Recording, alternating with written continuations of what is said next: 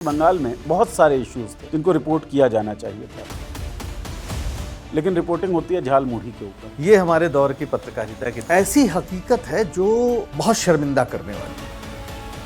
मजदूर नोएडा में प्रोटेस्ट कर रहे थे। मांग छोटी सी थी कि भाई सैलरी जो है वो बढ़ा दीजिए, लेकिन पत्रकारों का एक बड़ा तबका जो है वो पाकिस्तान कनेक्शन ढूंढ लाता है। ये संवैधानिक अधिकार है जिसको हमारे ये अखबार साजिश लिख रहे हैं। यह साजिश शब्द सोच समझकर पत्रकारों ने ही लिखा है या पत्रकारों के कलम में यह शब्द किसी और ने डाला है? पश्चिम बंगाल जो गोदी मीडिया कहलाती है उनके लिए तो बड़ा जबरदस्त स्टेट है। सत्ता में जो है उससे सवाल पूछ लो, अभी तो स्पेस था तो क्यों नहीं करते? वो चाहते ही नहीं कि वो मुद्दे सामने आए, क्योंकि भाई 16 राज्यों में तो बीजेपी की सरकार है ना। तो अगर ये सवाल आप बंगाल में उठाओगे तो फिर हर जगह उठेंगे। मतलब दरअसल the idea is to question the idea, कि आप आइडिया पे बात ही मत करिए, बस आप इस पे बात करिए कि अगर मोदी जी हार जाएंगे तो ये देश जो है मुसलमानों के कब्जे में चला जाएगा। हजारों साल से हिंदू धर्म खतरे में नहीं आया, पर आज जब ऊपर से नीचे तक हिंदू ही हिंदू है तो हिंदू धर्म खतरे में। बंगाल के लोगों का इस झालमुड़ी पत्रकारिता से क्या नुकसान हुआ? टीसीएस निदा खान एक लड़की है जिसे मास्टरमाइंड बता दिया जाता है। एक परसेप्शन ये डेवलप हो जाता है कि भाई निदा खान कोई हैं जो टीसीएस कंपनी में एचआर हेड की पोजीशन पर हैं और वो कन्वर्जन करवा रही है, और देश की बड़ी बड़ी मीडिया को इसको रिपोर्ट करती है। क्या जरूरत है?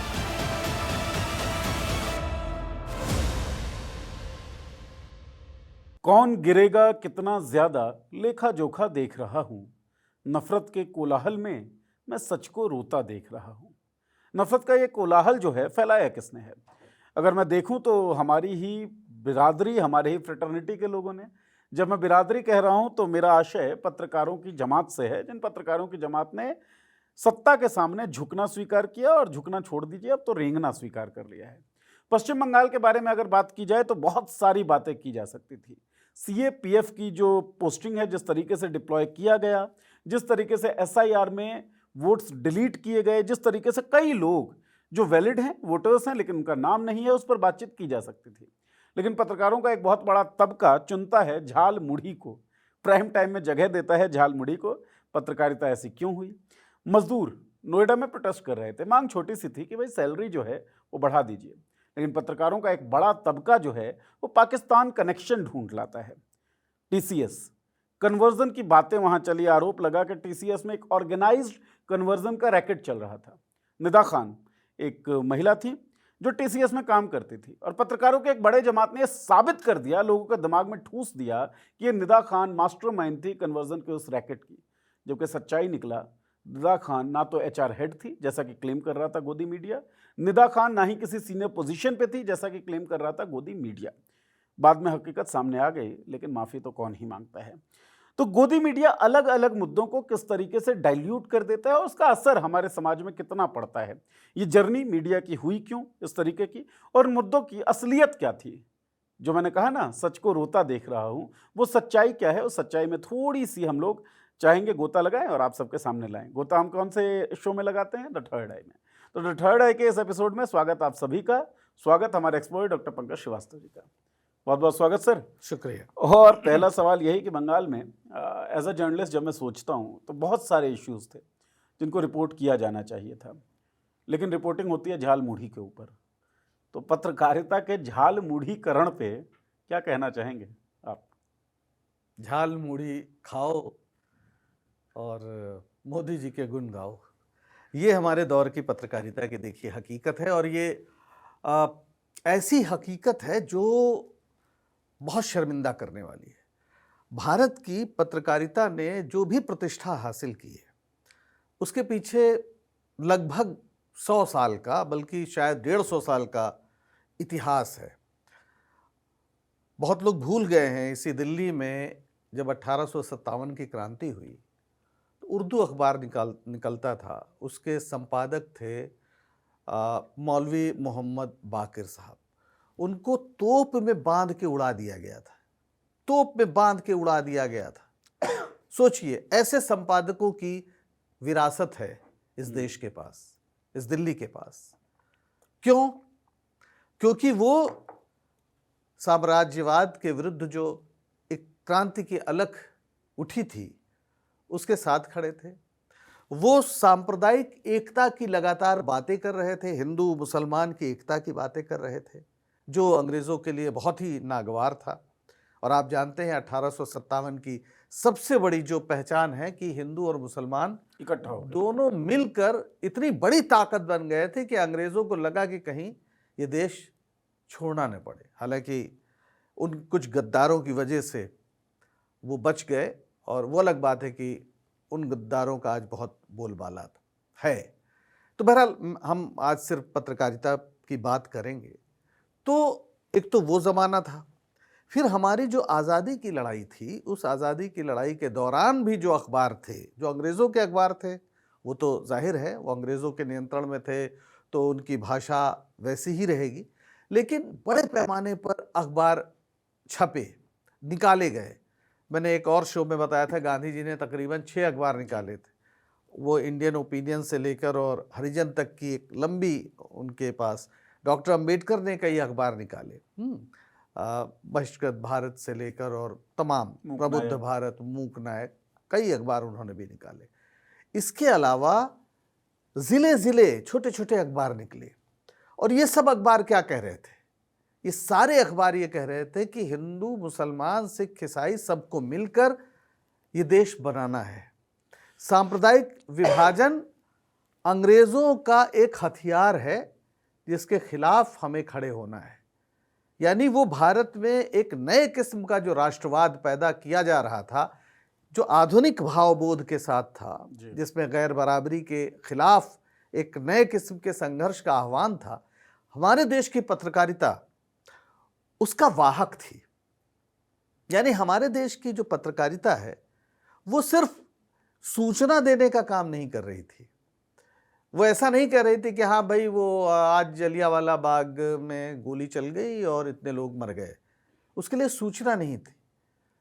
ये घटना उसके लिए आक्रोश का सबब थी, और साथ में वो ये बता रही थी कि इस देश में अंग्रेज़ों का शासन क्यों गलत है, क्यों आज़ादी इस देश को मिलनी चाहिए।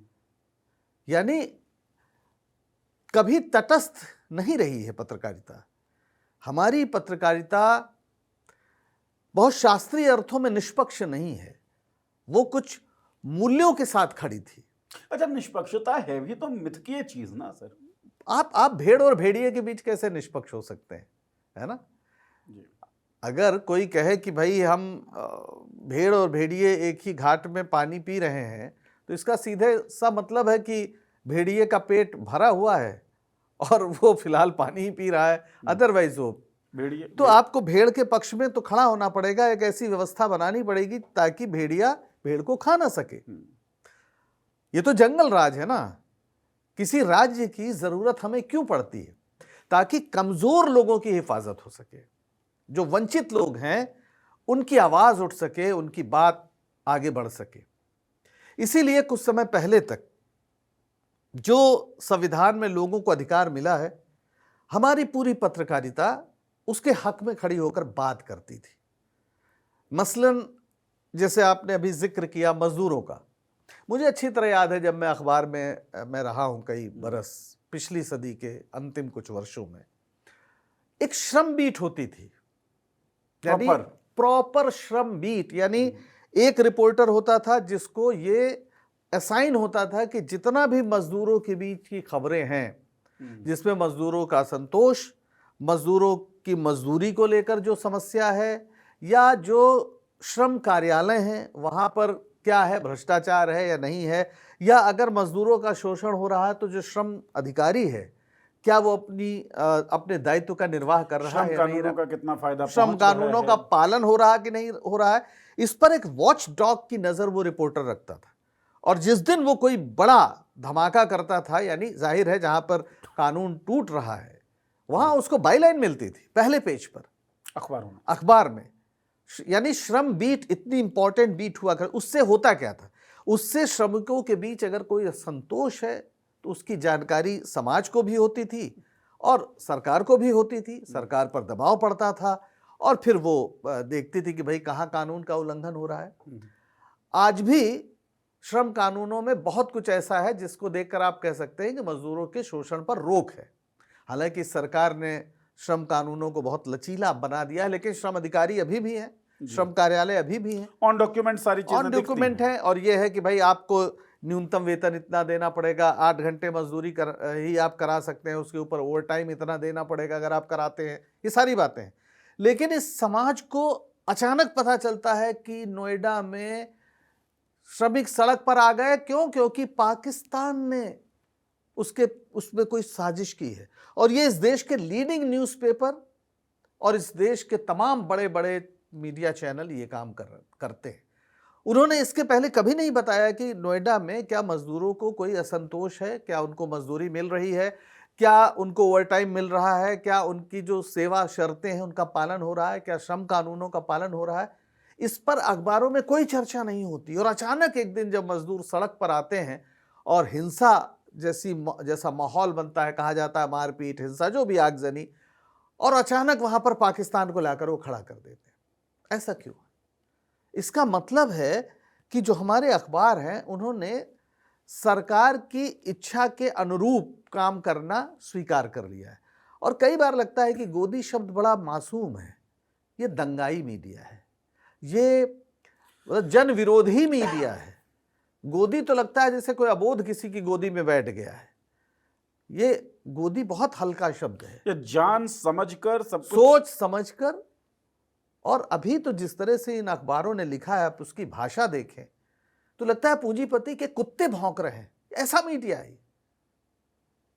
आप सोचिए, आप जाकर बताते, उनका पक्ष लेते, आप बता रहे हैं कि एक इंजीनियर है, वो मास्टरमाइंड है, वो क्यों आ गया साहब? अरे हमारा पूरा इतिहास है भारत का कि बड़े बड़े इंजीनियर्स ने, बहुत विलायत से पढ़ के लोग आए और लोगों के हक अधिकारों के काम के लिए उन्होंने अपना जीवन समर्पित किया। इसको तो सलाम किया जाना चाहिए। स्वदेश जैसी मूवी जब बनती है तो सब लोग सेलिब्रेट करते हैं कि देखिए विदेश से लौट के आया, फिर गांव की स्थिति। लेकिन चूंकि इस देश में प्रधानमंत्री आंदोलन जीवी जैसा शब्द गढ़ रहे हैं और कह रहे हैं कि कलम वाले नक्सलों को भी पकड़ना है।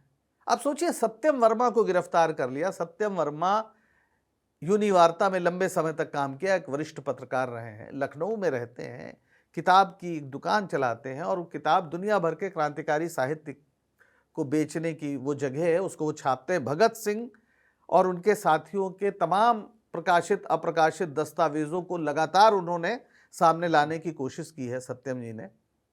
और उनको आप मास्टरमाइंड बना के जेल में डाल दे रहे हो। तब तो आप भगत सिंह को भी जेल में डाल सकते हो भाई, अगर हो तो डालें भाई। आप इस तरह की बात कर रहे हो क्या?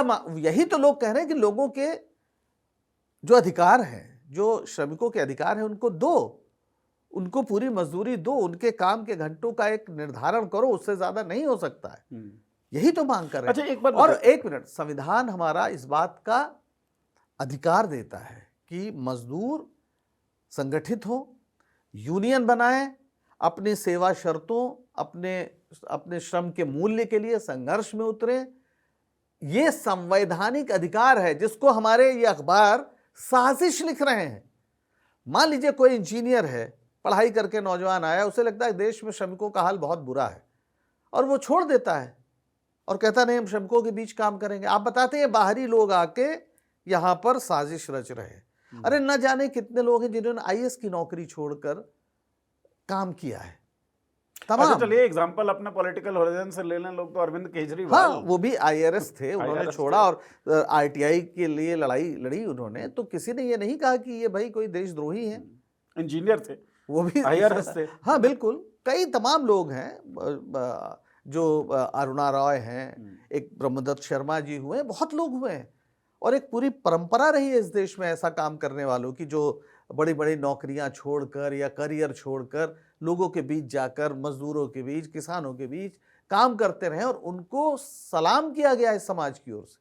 आज आप उनको देशद्रोही बता रहे हो। और अगर मीडिया पूरी हकीकत लोगों के बीच रखता तो सरकार ये काम नहीं कर सकती थी, पुलिस ये काम नहीं कर सकती थी।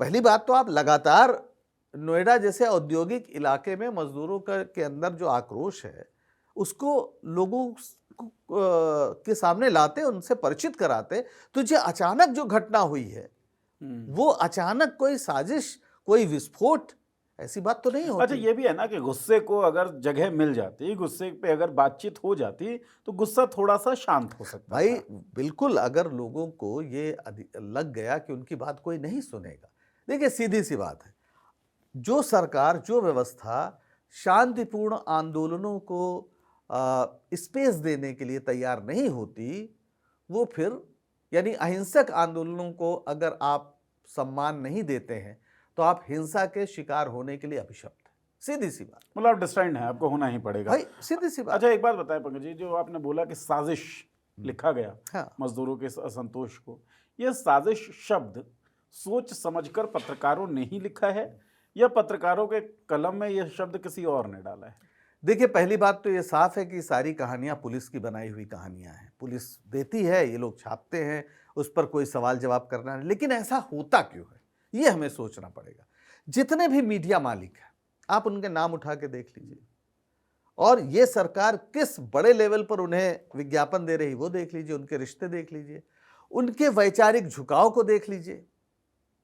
जैसे टेलीविजन उठा के देख लीजिए, आधे चैनल इस देश में अंबानी जी के हैं, आधे चैनल अडानी जी के हैं, और जहां नहीं हैं वहां इनके विज्ञापनों के बल पे दूसरे चैनल चलते हैं। और अगर वो ये बात, यानी इस देश का जो उद्योगपति है, वो अगर श्रम कानूनों को मानने को तैयार नहीं है, वो चाह रहा कि नहीं हमें छूट होनी चाहिए कि हम जितना पैसा दें या हफ्ते में 100 घंटे काम जितना करवाएं। काम कराएं। अब तो बड़े बड़े लोग ये बोल रहे हैं कि वो भी एक IITN ही रहे हैं जी। जो कहते हैं कि 70 घंटे काम करना चाहिए। उन्हें नहीं पता कि मनुष्य का जीवन जो है वो नट बोल्ट की तरह नहीं होता है कि आपने किसी मशीन में उसे लगा दिया। 8 घंटे काम, 8 घंटे आराम और 8 घंटे सामाजिक कार्य, ये जो व्यवस्था बनी है ये एक स्वस्थ व्यक्ति के लिए ज़रूरी है, ऐसा मानकर बनी है। और इसके लिए बहुत लंबा संघर्ष हुआ, जिस पे हम लोग कभी और बात करेंगे। तो अब तो इस तरह की बातें हो रही हैं कि मतलब बस आदमी सोए और इसके अलावा सिर्फ काम करे, सोए खाए काम करे, सोए खाए काम करे, जीवन का और कोई उद्देश्य कोई नहीं। उद्देश्य नहीं, कोई उसका उसके अंदर किसी तरह की कोई सृजनात्मकता नहीं है, उसके अंदर कोई इच्छा नहीं है। वो सिर्फ उठे, काम करे, खाए और सो जाए। मैं दूसरी जगह पे आना चाहता हूँ, मजदूरों के बारे में पूरी बातचीत हम इसको लोग करने इसको वाले इसको हैं। बस यहाँ जो अभी बात आपने पूछी, तो वो ये सारा जो हमारा जिनका मीडिया पे कंट्रोल है, चाहे टेलीविजन हो चाहे वो अखबार हो, वो एक खास तरह की आर्थिक नीति के पक्षधर है, जो कॉरपोरेट जो याराना पूंजीवाद जिसे हम कहते हैं, क्रोनी कैपिटलिज्म कहते हैं, ये उसके उत्पाद भी हैं और उसी को आगे बढ़ाने के लिए लगे हुए हैं। और सरकार के साथ वो बिल्कुल जिसको कहते हैं नाभिनाल बद्ध, यानी पूरी तरह नत्थी है उनके स्वार्थ। इसलिए जो इस सरकार के को तकलीफ में डालने वाली बात होती है या सरकार को बैकफुट पे डालने वाली बात होती है, वहां पर ये सब एक तरफा खड़े हो जाते हैं। आपको याद होगा किसान आंदोलन के समय भी खालिस्तानी बताया पूरा गया था। खालिस्तानी बताने का मीडिया ने एक अभियान चलाया था। ये संयोग नहीं है, ये खास परिस्थिति, खास योजना इसके पीछे काम कर रही है। मैं ये जानना चाहता हूँ कि बहुत जगहों पर जब गोदी मीडिया वर्ड का यूज़ करते थे लोग और सवाल पूछा जाता था गोदी मीडिया के ही किसी लोग से, तो एक तर्क आता है कि भाई हमारी भी EMIs चल रही हैं, हमारी भी ज़रूरतें हैं, हमारे ऊपर दबाव है। तो इस तरह की भाषा, इस तरह के हेडलाइंस दबाव की वजह से आता है या फिर वैचारिक झुकाव की वजह से? नहीं भाई, ये कोई पत्रकार कहता है तो समझ में आता है कि वो अपनी नौकरी बचा रहा है, लेकिन ये पत्रकार ने नहीं तय किया है कि इन मजदूरों को दंगाई लिखना है। ये एक संपादकीय नीति का नतीजा है और वो संपादकीय नीति निर्धारित हो रही है उनके मालिकों द्वारा। तो ये किसी को गलतफहमी अगर है तो वो निकाल दे कि पत्रकार बेचारे ऐसा कर रहे हैं, उन्हें ऐसा ही करना है। और जाहिर है फिर वो या तो वो नौकरी छोड़ के बाहर जाए और या फिर यही सब करते रहें। बड़े पैमाने पर लोग नौकरी छोड़कर बाहर गए हैं। पिछले दिनों आप देखिए तो अब बहुत से लोग जो एक ज़माने में चेहरे हुआ करते थे, ख़ासतौर पर टीवी पत्रकारिता के, वो टेलीविज़न में कहीं नहीं है, वो अपना यूट्यूब वगैरह चला रहे हैं। तो ये बात कोई एक पत्रकार कहता है कि भाई हमारी मजबूरी है, समझ में आता है, लेकिन फिर ये भी सोचना होगा कि भाई और भी काम होते हैं, ज़रूरी थोड़ी है।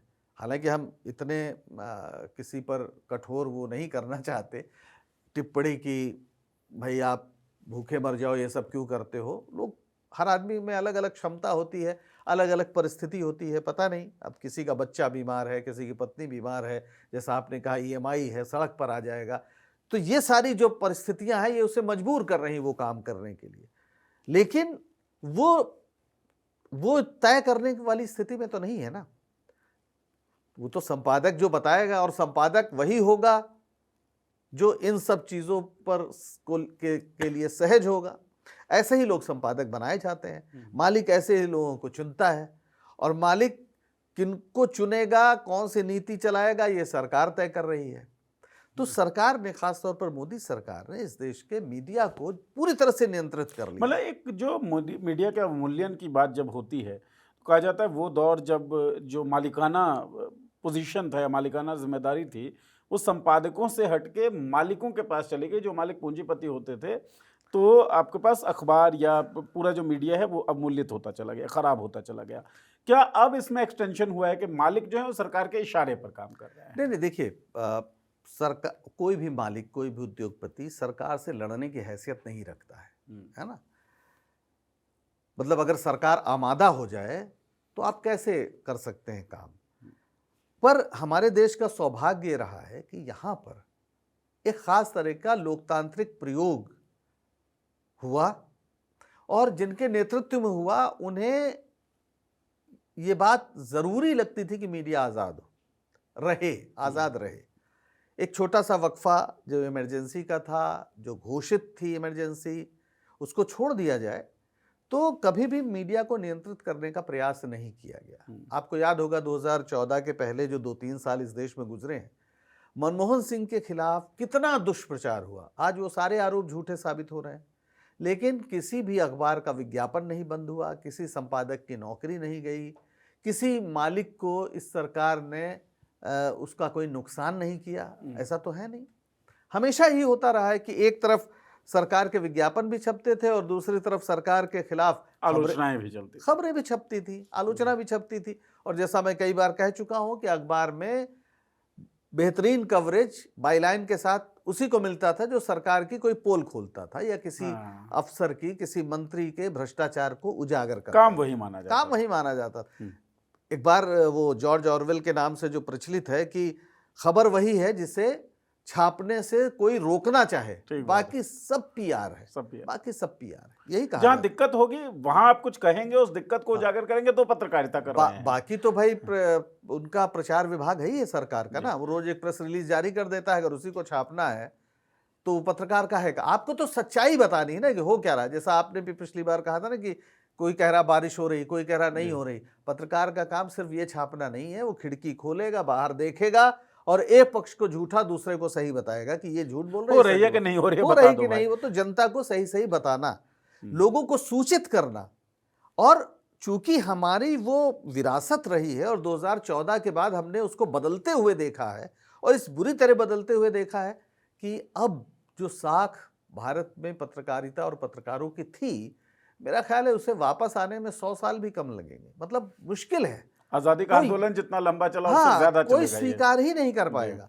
भाई अमेरिका में भी सारे बड़े बड़े कॉर्पोरेट्स के ही अखबार हैं, लेकिन हम वहां देखते हैं कि वहां पत्रकार आंख में आग डाल के उंगली दिखा के राष्ट्रपति ट्रंप से सवाल करते हैं। एक चीज समझाएं आप मुझे, इसके बाद हम बंगाल का रुख करेंगे।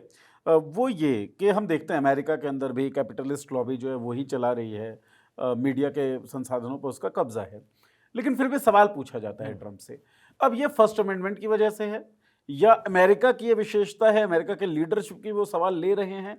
मतलब ये जो सवाल पूछने का कल्चर है, इसकी जिम्मेदारी किसके ऊपर है पंकज जी, सरकार के ऊपर या पत्रकारों के ऊपर? नहीं, वो पत्रकार पर तो है, लेकिन जैसा आपने कहा ना कि पत्रकार अगर उसकी नौकरी पर बनाए, देखिए एक तो है कि आप भ्रष्ट हो जाएं, आपको भ्रष्ट तरीकों से पैसा कमाना है, वो आपकी मर्जी है, लेकिन अगर आप ईमानदार हैं तो उसको आपको दंड ना मिले उसका।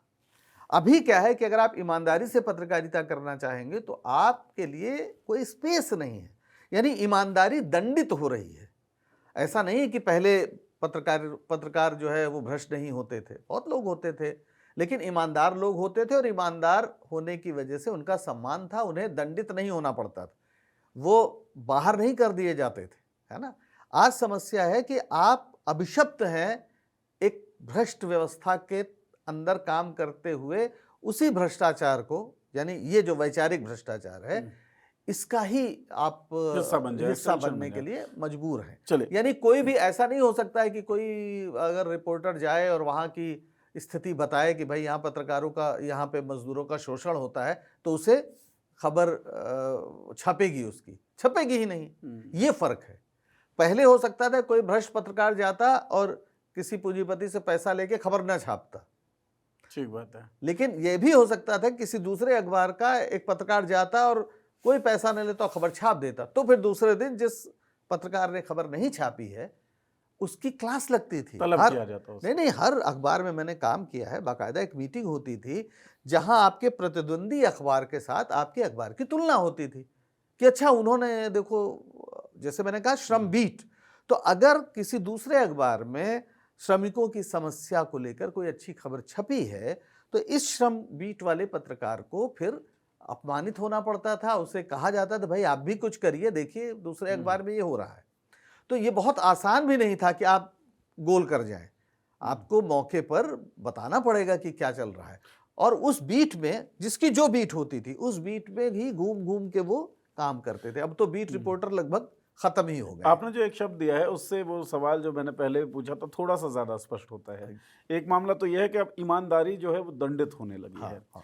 इसीलिए हो सकता है कुछ लोग ईमानदारी का रास्ता छोड़ते हों, लेकिन मुझे लगता है कि ईमानदारी उस दंड से बचने की जगह, ईमानदार अगर आप ना रहेंगे तो पुरस्कृत होंगे, पुरस्कार को पाने की आकांक्षा ज्यादा दिखती है। नहीं, बिल्कुल आप पुरस्कृत होंगे। आपको पता है, जैसा अभी जितना आपको एक मूर्खतापूर्ण बयान करते, तबसरा करते टेलीविजन पे लोग नजर आते हैं, या सांप्रदायिक बातें करते नजर आते हैं, 2014 के पहले तो वही लोग थे जो नहीं करते थे, ये वही चेहरे थे जो इस समय खूब कर रहे हैं। ऐसा, इसका मतलब है कि उस समय कोई दबाव रहा होगा कि आप ऐसा नहीं कर सकते, है ना। आज उन्हें लगा कि ये करके हमें तरक्की मिल रही है तो वो कर रहे हैं। वो कमजोर लोग थे, वो बेईमान लोग हैं, मैं ये कह सकता हूं, लेकिन ये उनकी इच्छा का परिणाम नहीं है। सिर्फ उन्हें लगा कि ऐसा करने से, इनका बाजा बजाने से, इनकी झाल मुड़ी को दिखाने और उसको खाने से हमारी ज़्यादा पहचान है, हमारी ज़्यादा हम पुरस्कृत होंगे, हम आगे बढ़ेंगे, तो वो ये काम कर रहे हैं। एक बार मैं जब बड़ा हो रहा था, मैं जी। विनोद दुआ जी का एक शो देखता था, जायका इंडिया का। हाँ, हाँ, हाँ। पूरे देश भर में घूमते हाँ, रहते, जायका जो है खुद लेते थे, हम लोग को स्वाद आ जाता था। अंजना जी जब झालमुड़ी का स्वाद बता रही हैं तो दिक्कत कहाँ है? इसलिए कि जो विनोद दुआ थे वो इंडिया का जायका बताने जाते थे, तो वो जायका ही बताने जाते थे, वो वहां पर चुनाव कवर करने नहीं जाते थे, है ना। दूसरी बात, अंजना जी झालमुड़ी बता रही है, उसमें मुझे कोई समस्या नहीं है भाई। राजनीति में बहुत से रंग होते हैं, अगर प्रधानमंत्री वहां गया झालमुड़ी खाने तो ठीक है, वो बता रही है उन्होंने खाया, लेकिन पूरा चैनल क्या यही बता रहा है? वो तो यहाँ से यही बता रहा है कि बस बंगाल में बीजेपी की बल्ले बल्ले हो रही चारों तरफ, पिछली बार भी जिता रहे थे और 400 पार तो लोकसभा में करा रहे थे, अब वही करा रहे हैं। अब आप पूरी तरह से एक पार्टी बनकर काम कर रहे हैं, वो चाहे एक झालमुड़ी का ही प्रसंग नहीं है। यानी जिस बीजेपी के लोग उत्तर भारत में मंगलवार को कोई मांस खा लेता है, दुकान खोल लेता है, तो उसकी पिटाई करते हैं, उसके सांसद लोग वहां पे वीडियो के सामने मछली भात खा रहे हैं। कल किसी ने कहा कि नागालैंड में चुनाव होगा तो कुत्ता खा लेंगे। मतलब क्या है? और वैसे चुनाव में ये सब इशू क्यों होना चाहिए? ठीक बात है। कोई क्या खा रहा है ये इशू क्यों होना चाहिए?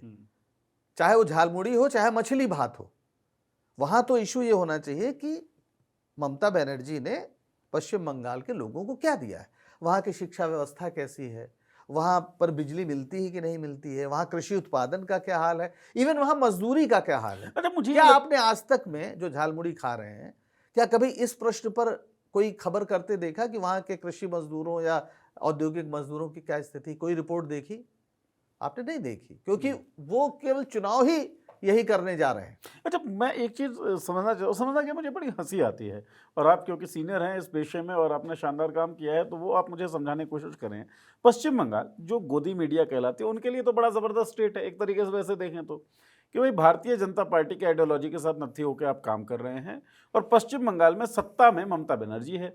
तो पत्रकारिता का क्लासिक जो उदाहरण है या प्रिंसिपल है वो ये है, सत्ता में जो है उससे सवाल पूछ लो। तो ये ममता बनर्जी से सवाल पूछ सकते थे, लेकिन जायज़ सवाल, उनसे रिपोर्ट कार्ड मांग लेते। नहीं नहीं, बिल्कुल बिल्कुल, बल्कि यही करना चाहिए। और सवाल ये चुनाव में ही क्यों करना चाहिए? अगर आप लगातार ये काम करें। लेकिन नहीं, चुनाव चलिए वो लगातार नहीं कर रहा अलग बात है, चुनाव के समय ही कर रहे हैं, तो भी कम से कम अभी क्लासिकल पत्रकारिता कर ले, अभी तो स्पेस था, तो क्यों नहीं करते? समस्या ये है कि वहां पर सबसे बड़ा सवाल तो एसआईआर बना हुआ है, और लोग तो ये कह रहे हैं कि एसआईआर की वजह से बीजेपी ने सोचा था कि हम जीतेंगे और उल्टा दांव पड़ने जा रहा है। तो एसआईआर, लाखों लोग, तार्किक विसंगति, हालांकि कोई विसंगति तार्किक कैसे होती है नहीं पता, लॉजिकल डिस्क्रिपेंसी जो कहते हैं, उसकी वजह से वोट नहीं दे पा रहे हैं लाखों की तादाद में। यानी सरकार ये नहीं कह रही कि ये इनकी नागरिकता जो है वो नहीं है, वो कह रही हम तय नहीं कर पा रहे हैं। तो समस्या आपकी है। तो सबसे बड़ा तो सवाल यही था कि अगर इन लोगों को वोट देने का अधिकार या वो वोटर हैं या नहीं, अगर इसका फैसला नहीं हुआ तो चुनाव कैसे हो रहा है? इसमें सुप्रीम कोर्ट भी नाकाम रहा, इसमें आपके ज्ञानेश कुमार जी जो हमारे चुनाव आयुक्त हैं वो नाकाम रहे, और सरकार भी नाकाम रही। कोई प्रधानमंत्री, उसको तो बेचैन हो जाना चाहिए था कि इतने लोग वोट कैसे नहीं दे पा रहे हैं। वो उसको कहना चाहिए था कि चुनाव आयोग जल्दी करे, या उसका प्रयास होना चाहिए था कि भाई जब तक वोटर लिस्ट कायदे की ना बन जाए चुनाव ना हो। लेकिन यहाँ तो उल्टा हो रहा है। तो ये सबसे बड़ा अवसर था कि इस देश का मीडिया पूरी व्यवस्था को सवालों के घेरे में खड़ा करता। वो सुप्रीम कोर्ट पर भी दबाव बनता, चुनाव आयोग पे भी बनता और सरकार पे बनता। लेकिन सबको पता है कि वो झालमुड़ी ही खाएंगे और झाल बजाएंगे, तो किसी को कोई चिंता नहीं है। नहीं तो ये सबसे बड़ा मौका था कि आप पूरे लोकतंत्र के मॉडल पर जिस तरह से काम हो रहा है उस पर सवाल उठाते, क्योंकि ये बड़ा खतरनाक है। वोटिंग राइट से बड़ा पवित्र राइट क्या है? आप उसी को आपने लोकतंत्र का बेसिक फाउंडेशन तो यही है। बिल्कुल। अच्छा, एक चीज़ बताइए, जैसे बंगाल में झालमुड़ी खाया जा रहा है पत्रकारों के जरिए और पूरा विमर्श जो है झालमुड़ी पर टिक गया है, एक एजेंडा ये हो सकता है कि भारतीय जनता पार्टी को फ़ायदा पहुंचाया जाए, हो सकता क्या है, लगभग तो है ही, वो जाहिर भी है, और विपक्षी भारतीय जनता पार्टी के इतर जो पार्टियां हैं उनका किसी भी तरीके से नुकसान हो सके। लेकिन लोगों का नुकसान होता है ना, बंगाल के लोगों का इस झालमुड़ी पत्रकारिता से क्या नुकसान हुआ?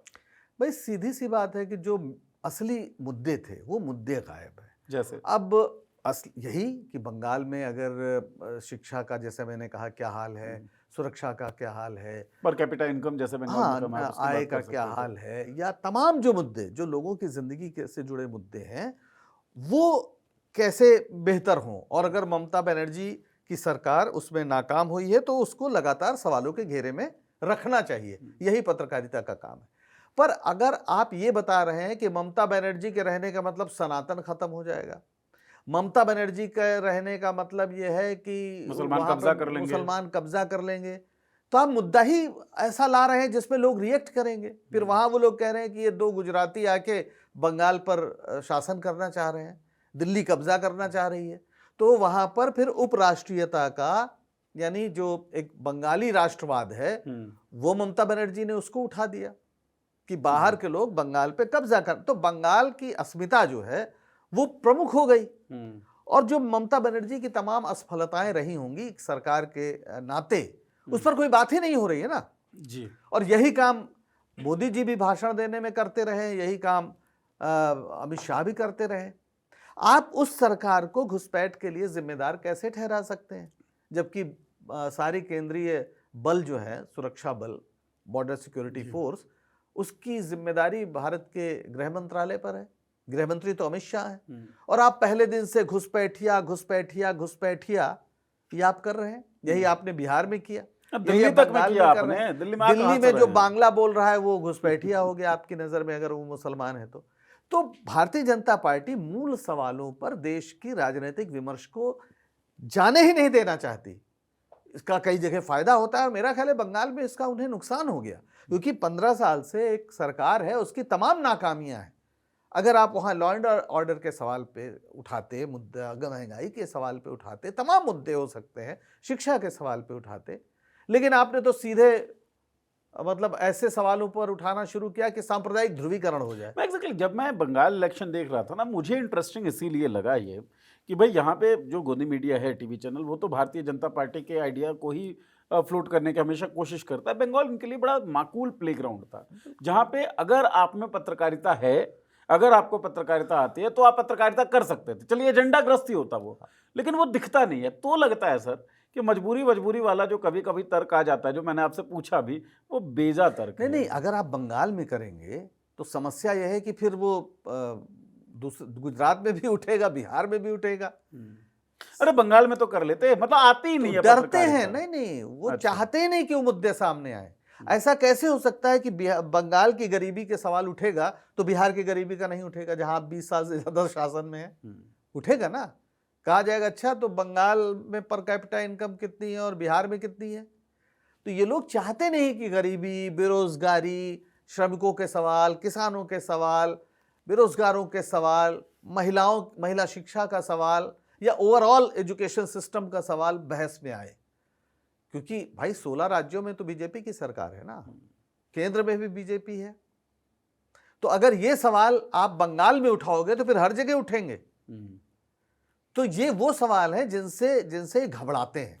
मतलब दरअसल the idea is to question the idea, कि आप आइडिया पे बात ही मत करिए, आने ही मत बस आप दीजिए। इस पे बात करिए कि अगर मोदी जी हार जाएंगे तो ये देश जो है वो मुसलमानों के कब्जे में चला जाएगा। अरे 600 साल इस देश में सुल्तानों और बादशाहों ने शासन किया है। 600 साल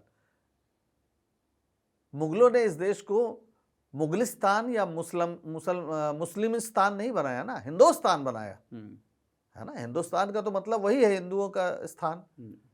और आज भी इस देश में मुसलमानों की आबादी 14% 15% के आसपास है जी। तो ये जो डर है, यानी ये भयभीत करना चाहते हैं समस्त हिंदू समाज को कि भाई अगर हम नहीं जीते तो हिंदू धर्म खतरे में आ जाएगा। हजारों साल से हिंदू धर्म खतरे में नहीं आया, और जैसा मैंने बताया 600 साल से ज्यादा तो दिल्ली पे या इस देश के बड़े हिस्से पे मुस्लिम शासक रहे, तब भी हिंदू धर्म खतरे में नहीं आया। पर आज जब ऊपर से नीचे तक हिंदू ही हिंदू है तो हिंदू धर्म खतरे में है। ये क्या मजाक है? और ये मजाक कर रही है देश की मीडिया। देश का मीडिया कर रहा है। नहीं तो सवाल करो ना भाई, कि लोकतंत्र लोक के सवालों के लिए होता है। धर्म किसी के सत्ता में आने से धर्म नहीं बचता है, और धर्म जाता भी नहीं है।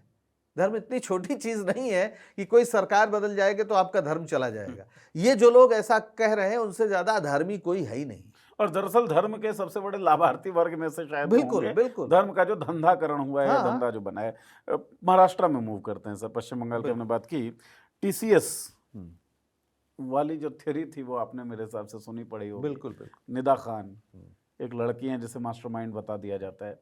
एक परसेप्शन ये डेवलप हो जाता है कि भाई निदा खान कोई हैं जो टीसीएस कंपनी में एचआर हेड की पोजीशन पर हैं, और वो कन्वर्जन करवा रही हैं। एक ऑर्गेनाइज्ड कन्वर्जन रैकेट टीसीएस में चल रहा है, और देश की बड़ी बड़ी मीडिया जो कंपनियां या टीवी चैनल स्टूडियो जो है वो इसको रिपोर्ट करती हैं। क्या जरूरत थी? जरूरत है। देश में लगातार एक सांप्रदायिक तनाव बना रहे, ये इनकी राजनीतिक जरूरत है। और आपको अब तो बहुत चीजें खुल गई हैं टीसीएस के पूरे मसले पे। ये कुछ हिंदुत्ववादी संगठनों के इनिशिएटिव पे ही एक केस रजिस्टर हुआ है। उन्होंने ही जो सो कॉल पीड़ित थी उसको ले जाके एफआईआर कराई, तरह तरह के इस पूरे मुद्दे को मुद्दा बनाया। वो तो हिना जो है वो एक टेलीकॉलर थी, निदा सॉरी, वो तो टेलीकॉलर थी, फोन करना उसका काम था। जो एचआर हेड था वो तो हिंदू था। वहां उस पूरे टीसीएस में 10% से कम ही मुस्लिम कर्मचारी रहे होंगे। और आपने अगर कॉरपोरेट कभी किसी दफ्तर का कामकाज देखा हो तो वहां इस तरह की कोई गुंजाइश नहीं हो सकती। वहां ज्यादा से ज्यादा ये हो सकता है किसी का किसी से प्रेम संबंध हो, उसमें कोई धोखा दे दे, कोई कुछ। और मुसलमान उतने ही अपराधी हो सकते हैं। मुसलमान यानी कोई मुस्लिम समाज में पैदा हुआ व्यक्ति उतना ही घोर अपराधी, उतना ही गलत काम करने वाला हो सकता है जितना किसी हिंदू या सिख या ईसाई परिवार में पैदा हुआ व्यक्ति। मुझे आप एक धर्म बताइए जिसमें क्रूर से क्रूर अपराधी ना हुए हो। अभी आज ताजा खबर तो ये है ना, जो आईआरएस की उस लड़की के साथ रेप हुआ, उसका क्या नाम है? वो तो एक हिंदू ही है ना। आप कल्पना करके देखिए, अगर वो मुस्लिम होता तो इस देश में क्या रहा होता, हो रहा होता इस समय मीडिया में। निर्भया कांड में तो एक भी मुस्लिम नहीं था जिसने इस पूरे देश को एकदम पर झिझोड़ डाला था जी। उसमें तो भगवान के नाम वाले अपराधी थे सब। तो अगर कहीं कोई अपराध होता भी है तो वो अपराध एक व्यक्ति करता है, उसकी जो भी सजा हो उसे मिलनी चाहिए। लेकिन यहां ये कहना कि भाई टीसीएस में, और फिर तुरंत आ गया कि कॉरपोरेट जिहाद एक, हाँ, भारतीय जनता पार्टी के नेता मतलब वो अगर कोई सब्जी बेच रहा है तो सब्जी जिहाद, अगर किसी ने कहीं घर खरीद लिया तो लैंड जिहाद। मतलब जिहाद का ये मतलब भी जानते हैं? जिहाद का तो मतलब आत्मनियंत्रण होता है, अगर वैसे देखा जाए। हमने इस पे पूरी चर्चा की, लेकिन चलिए आप जो मानते हैं वो भी मान लिया जाए। तो आप ले कहाँ जा रहे हैं? कल तक आप कह रहे थे पंचर जोड़ता है, अब आपको वो टीसीएस जैसी कंपनी में भी स्वीकार नहीं है। दरअसल आप चाहते हैं कि मुसलमानों के लिए कहीं स्पेस न बचे और मुसलमान के खिलाफ समाज में लगातार एक माहौल रहे, तनाव रहे, ताकि आप वोटों की फसल काटें। इस पूरे टीसीएस वाला जो पूरा मसला है, ये जिस तरह से ऑर्गेनाइज किया गया, इसमें जिस तरह के लोग थे, कोई हो सकता है किसी ने किसी लड़की के साथ कुछ वादा किया हो, उसके साथ धोखा दिया हो। ये हमारे समाज में पुरुष स्त्री के संबंधों में ये बहुत ही कॉमन बात है। ऐसा नहीं कि हिंदू पुरुष धोखा नहीं देते हैं, तो जिस तरह हिंदू पुरुष धोखा देते हैं वैसे मुस्लिम पुरुष भी धोखा। परित्यक्ता स्त्रियों का पूरा एक लंबा आंकड़ा है। पुरुष में ये जो कमीनापन है वो ऐतिहासिक है भाई, वो है, वो किसी भी धर्म का हो। हमें आप बता दीजिए एक भी धर्म जहां पे ये इस तरह के लोग ना मिलते हो, तो हो सकता है वहां भी हो। लेकिन आपने बताया कि नहीं, ये तो धर्मांतरण का कोई ऑर्गेनाइज्ड क्राइम है। अरे अगर वहां पर कैसे कोई धर्मांतरण करा सकता है आपका जबरदस्ती? वैसे इस देश में धर्मांतरण रोज हम देख रहे हैं, आजकल अखबारों में आ रहा है कि शुद्धिकरण हो रहा है, मुसलमानों को हिंदू बनाया जा रहा है बड़े पैमाने पर। और मुझे कोई उसमें आपत्ति नहीं कि अगर कोई अपने मर्जी से बन रहा है तो बने। उड़ीसा की खबरें हैं सर कि ईसाई परिवार जो था उसको दफनाने के लिए ज़मीन तब तक नहीं दिया गया जब तक उनके सामने शर्त रखी गई कि हिंदू धर्म में आ जाओ तो तुमको ज़मीन मिलेगी। ये तो ऐसे लोग धार्मिक हैं कि क्या है इनका, तो खैर क्या कहा जाए। लेकिन मैं एक दूसरी बात कह रहा हूँ, भारत का संविधान इस बात की इजाज़त देता है कि आप कोई भी धर्म मानिए, और ये भी इजाज़त देता है कि आप अपने धर्म का प्रचार भी करिए। तो अगर कोई अपने धार्मिक प्रतीकों के साथ कहीं है तो वो कोई अपराध नहीं कर रहा है। अगर कोई बात भी कर रहा है कि भाई हमारे मजहब में ये है या हमारे धर्म में ये है, तो वो कोई गैर कानूनी काम नहीं कर रहा है। गैर कानूनी काम वो तभी हो सकता है जब आप जबरदस्ती किसी को या कोई लालच देकर कुछ करना चाहे उस तरह से। अदरवाइज तो जो हमारे सबसे बड़े इस देश के संगीतकार हैं AR रहमान, वो भी दिलीप कुमार थे। कौन जबरदस्ती किया उनके साथ? उन्हें लगा होगा कोई पीर फकीर से उनकी लौ लगी होगी और उन्होंने धर्म बदल लिया। किसी बड़े जो सचमुच धर्म का ध्येता है उसके लिए क्या फर्क होता है? ये सब आप ईश्वर की आराधना कर रहे हैं, करते रहते। लेकिन कुछ लोगों के लिए राजनीतिक मुद्दा बन रहा है। अगर कहीं अपराध हुआ है तो आप उसकी सजा दीजिए, लेकिन दरअसल आप कॉरपोरेट में जो जा रहे हैं बच्चे पढ़ लिख के, मुस्लिम नौजवान जो पंचर नहीं बनाना चाहते, आप उनको भी टारगेट करना चाहते हैं। और दरअसल बयान क्लियर आ ही गया कि एमएनसीज को चाहिए कि वो हायरिंग करते हुए हिंदुओं को प्राथमिकता दें। इसका क्या मतलब आ गया? यानी आप नहीं चाहते कि मुसलमानों को नौकरी मिले, मुसलमानों को घर नहीं मिलता, मुसलमानों को आप नौकरी भी नहीं करने देंगे, मुसलमान ठेले पे कहीं अंडा भी नहीं बेच पा रहा है, सब्जी बेचता है तो वहां भी आपको जिहाद नजर आता है, तो जाएगा कहां? तो आप ये वैसे ही है कि इस देश का अगर 14-15% की जो आबादी है वो अगर अवसाद में रहेगी, वो अगर दुखी रहेगी, वो स्वस्थ नहीं रहेगी, तो देश आगे कैसे बढ़ सकता है? कोई सैडिस्ट ही ऐसा करके नहीं, आप सोचिए, आपका शरीर है, शरीर का एक अंग है, जैसे मुसलमान इस देश के एक अंग है, कौन इनकार कर सकता है? अगर वो अंग बीमार हो जाएगा, कमजोर हो जाएगा, तो आपका शरीर स्वस्थ कैसे रहेगा?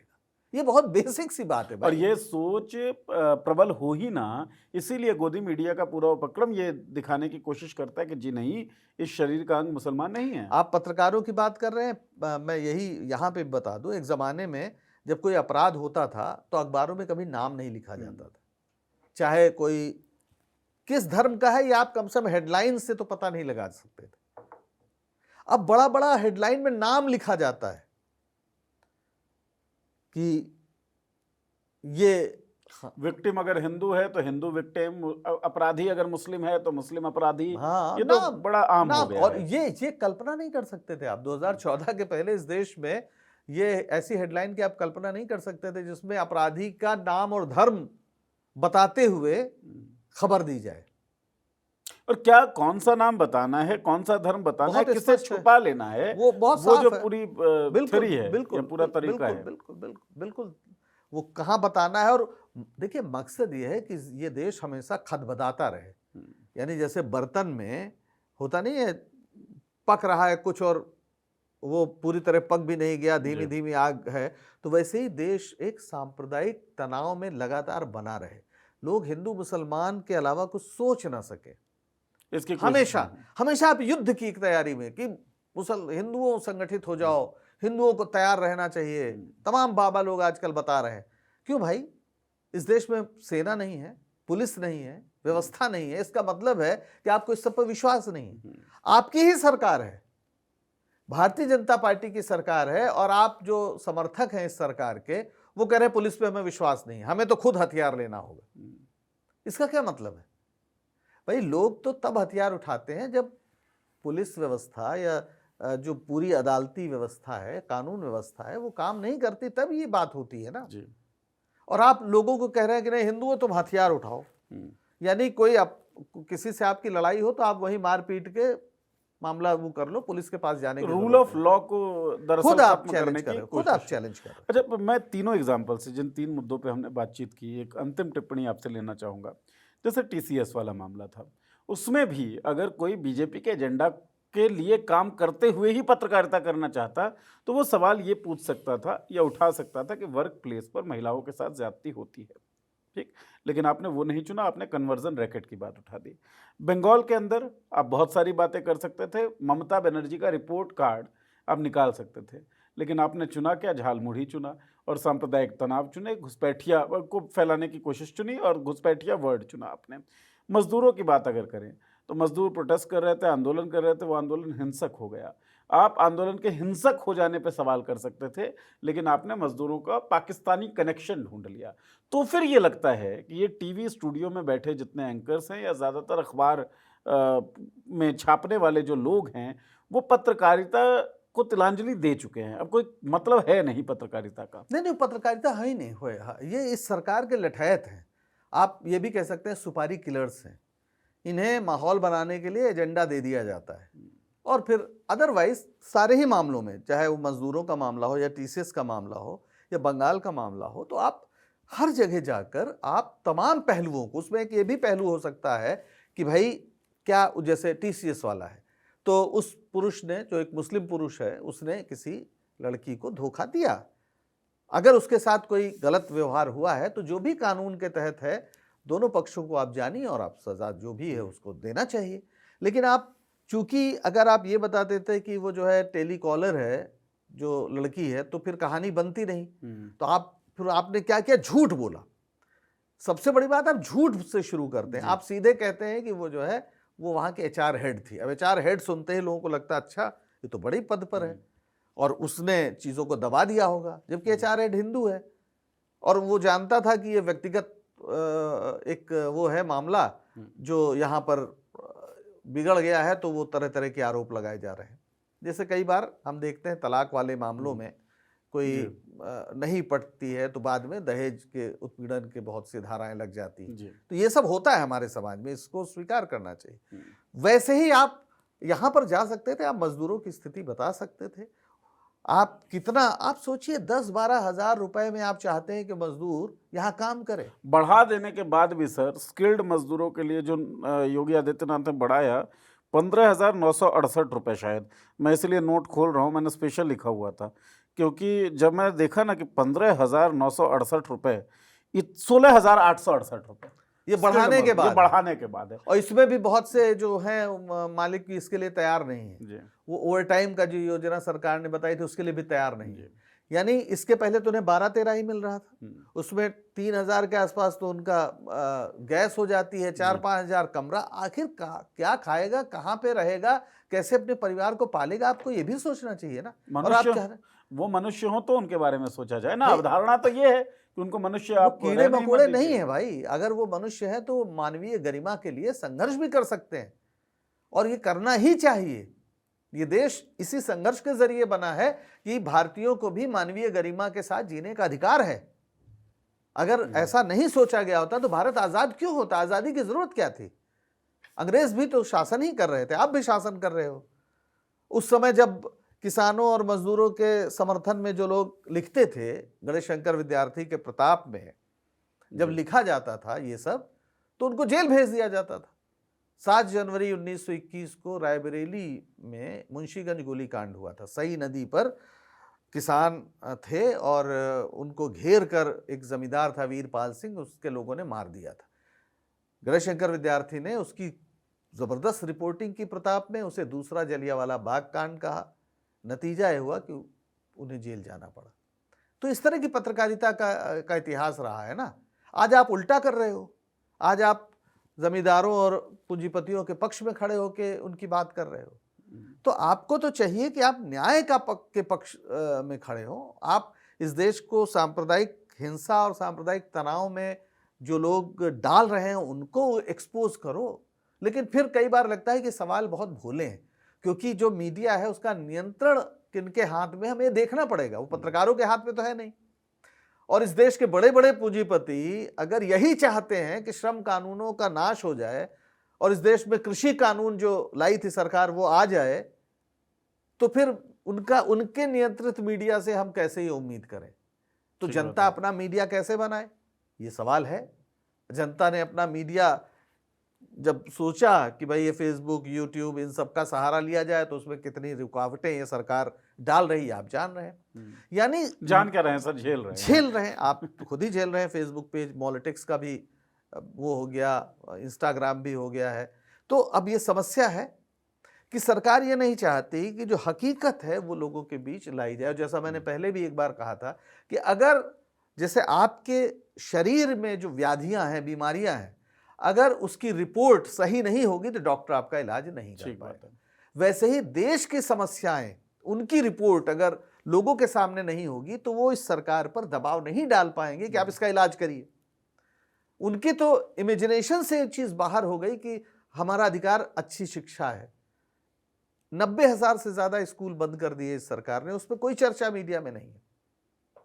आप सोचिए। ठीक बात है, सोचने के लिए बहुत सारी चीजें हैं, लेकिन कम से कम ये जो 3 मुद्दे थे, हमने जानबूझ के इन 3 मुद्दों को चुना क्योंकि एक तो प्रासंगिक थे और ताज़ा थे। और ये 3 मुद्दे ये दिखाते हैं कि दरअसल पत्रकारिता का जो थोड़ा बहुत भी कोई गुण होता है वो अब इन गोदी पत्रकारों के अंदर नहीं बचा है। क्योंकि अपना एजेंडा चलाते हुए भी ये पत्रकारिता कर सकते थे, लेकिन इन्होंने चुना पत्रकारिता ना करना। और इन्होंने जो चुना, बंगाल से लेकर महाराष्ट्र तक दिल्ली होते हुए, है ना, इन तीनों ही जगहों पे इन्होंने जो नैरेटिव सेट करने की कोशिश की, वो ये बात दर्शाता है कि भारतीय जनता पार्टी या कम्युनल पॉलिटिक्स करने वाले लोग जो हैं वो जैसा इमारत चाहते हैं उसकी नींव बनाने का काम ये पत्रकारिता और ये पत्रकार लोग सो कॉल्ड कर रहे हैं। तो एक्सटेंशन ऑफ आईटी सेल, लेकिन वो भारत आइडिया ऑफ इंडिया की नींव खोदने के साथ कर रहे हैं। तो कम्युनल लाइंस पे कोई भी चीज बनेगी वो इंडिया ऑफ इंडिया नींव डाल नहीं रहे, नींव खोद रहे हैं। ठीक है, तो आइडिया ऑफ इंडिया की नींव खोद कर ही कम्युनल लाइंस पे कोई इमारत बन सकती है। और उस काम में भारत का जो मीडिया है उसका बहुत बड़ा तबका लगा हुआ है। कम से कम ये 3 घटनाएं, किसी भी तरह का अगर आपके मन में उनके प्रति रहम हो या वो संवेदना हो कि नहीं भाई EMI कैसे चुकाएंगे, तो उसको छोड़ दीजिए। अब सवाल EMI VMI का नहीं है, बल्कि एक्सटेंशन ऑफ आईटी सेल ये लगते हैं जो उस विचारधारा को किसी भी तरीके से आरोपित कर सके, उसके प्रयास में दिन रात लगे हुए हैं। झाल मूढ़ीकरण जो मीडिया का है वो बहुत खतरनाक है, बहुत ज़्यादा झाल है और बहुत ज़्यादा झोल है उसमें। उनसे राजीव ध्यानी लखनऊ में है, वो एक सोशल एक्टिविस्ट हैं, आर्टिस्ट भी हैं। अभी वो एक गाना हमने देखा, वो गा रहे थे कि गोदी मीडिया आओ, नफरत की आग लगाओ और झाल मूढ़ी खाओ, पापा के गुण गाओ। सटायरिस्ट लोग जो हैं बहुत बड़ी चुनौती हैं, इसीलिए आईटी रूल्स आ रहे हैं, सबकी ज़ुबान बंद की जाएगी। कोशिश सरकार की यही है। बहरहाल चर्चा आपको कैसी लगी? मीडिया को लेकर कोई सवाल हो तो इस वीडियो के चर्चा के कमेंट बॉक्स में आपके सवालों का इंतज़ार रहेगा हमें। बहुत-बहुत शुक्रिया चर्चा सुनने के लिए, देखने के लिए और पंकज जी आपका बहुत-बहुत शुक्रिया शुक्रिया। चर्चा करने के लिए। धन्यवाद।